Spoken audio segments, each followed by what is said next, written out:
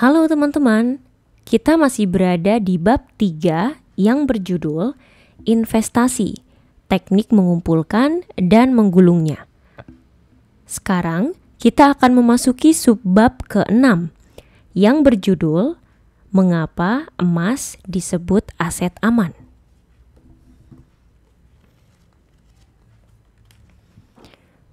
Kali ini waktunya belajar tentang aset yang paling aman dalam sejarah, yaitu emas. Emas adalah perhiasan kesukaan ibumu. Dibandingkan dengan perhiasan seperti permata, berlian, safir, mirah, ibumu paling suka dengan emas. Ibu, untuk seserahan pernikahan, tolong berikan emas. Jangan cincin berlian atau kalung permata. Tolong berikan cincin dan anting emas, juga gelang emas. Itu yang dikatakannya kepada nenek saat sedang melakukan persiapan pernikahan. Dalam hati, aku hanya berpikir bahwa selera ibumu terhadap perhiasan sungguh berbeda. Biasanya perempuan seumur ibumu lebih suka perhiasan yang terkesan mewah seperti safir, permata, atau berlian dibandingkan dengan emas. Ketika itu umur ibumu baru 24 tahun. Ketika menikah, keadaan ekonomi kakek dan nenek tidak begitu bagus. Mereka tidak bisa membelikan perhiasan mahal dengan mudahnya. Karena itulah aku mengira kalau ibumu sengaja meminta emas. Sejak itu, nenek selalu merasa bersalah kepada ibumu. Dari masa itu sampai sekarang, nenek masih sering bilang, "Anakku, maaf dan terima kasih." Setelah menikah, aku bertanya, apa alasan ibumu memilih emas? Ada 3 alasan mengapa dia suka emas. Pertama, nilai emas tidak akan berubah. Kedua, nilai emas cenderung akan terus naik. Ketiga, emas adalah jenis perhiasan yang bisa dijual dan diuangkan kapanpun dibutuhkan.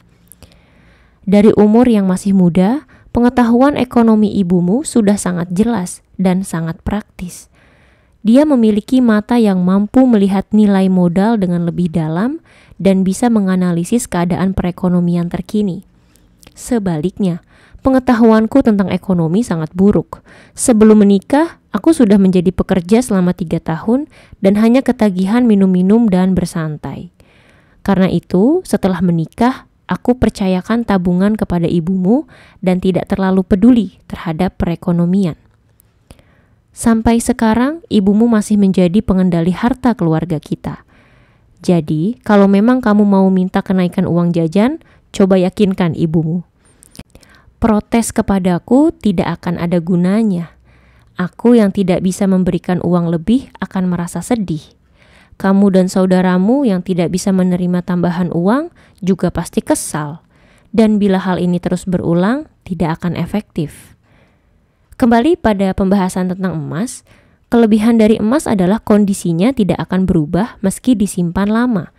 Justru nilainya tambah naik dan juga gampang diuangkan. Karena itu, kita patut mempelajari emas lebih lanjut. Emas merupakan salah satu logam dunia bernomor atom 79 dengan simbol elemen Au.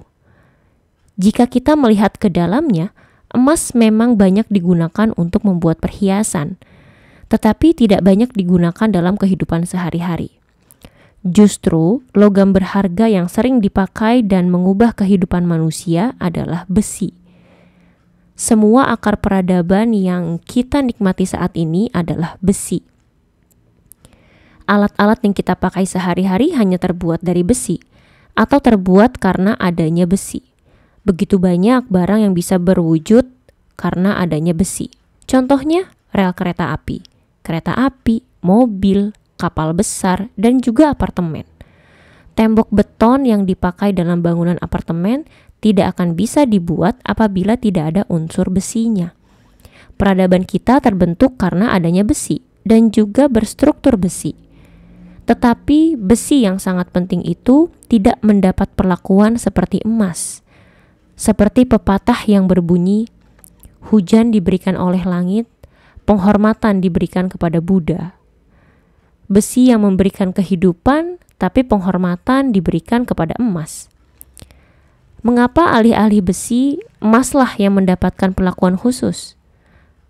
Ketahui alasannya dan gunakan emas dengan baik. Orang yang memiliki kepekaan yang baik terhadap ekonomi pasti tahu alasannya. Orang seperti ibumu.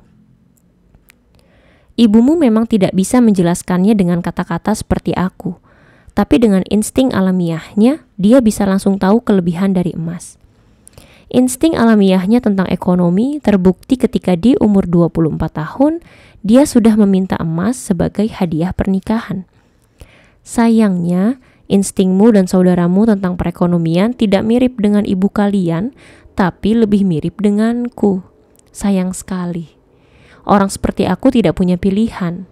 Tidak punya pilihan selain belajar mati-matian untuk menumbuhkan insting ekonomi itu. Mulai sekarang, ingatlah perkataanku.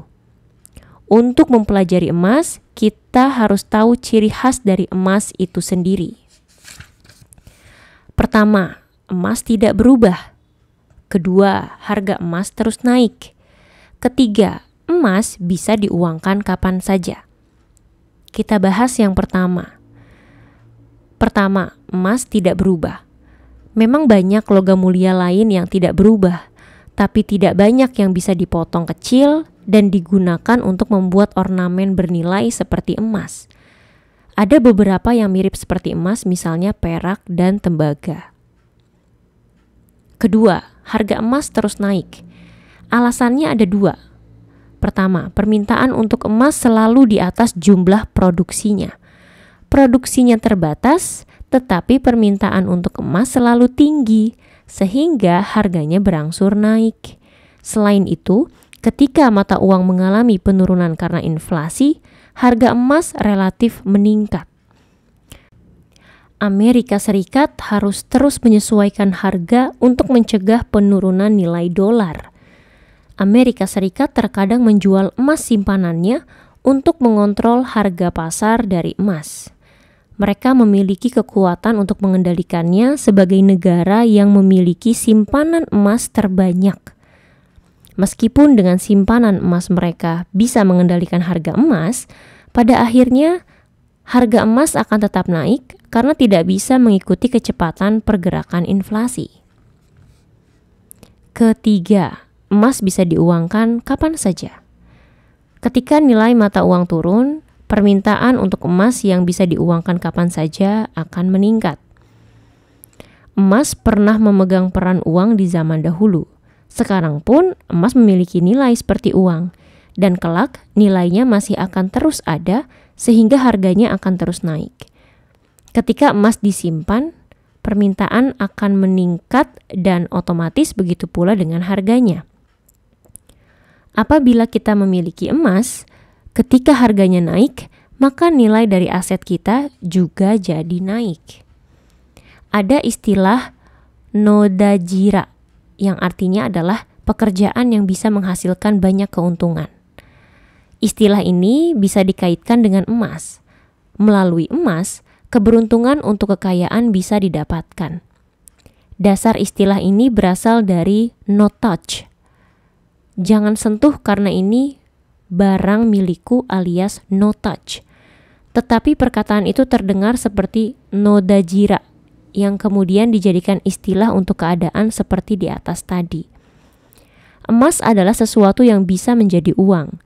Kita perlu mempelajari emas yang merupakan nodajira lebih jauh lagi. Hari ini kita hanya perlu belajar hingga ciri khasnya saja. Besok kita akan belajar cara memiliki nodajira dengan emas. Emas adalah barang langka yang bisa dijadikan aset aman. Orang yang mengetahui hal itu barulah bisa dikatakan sebagai orang yang berwawasan ekonomi. Kekayaan dari emas pun bisa diperoleh. Belajarlah dengan baik. Aku mencintaimu, anakku.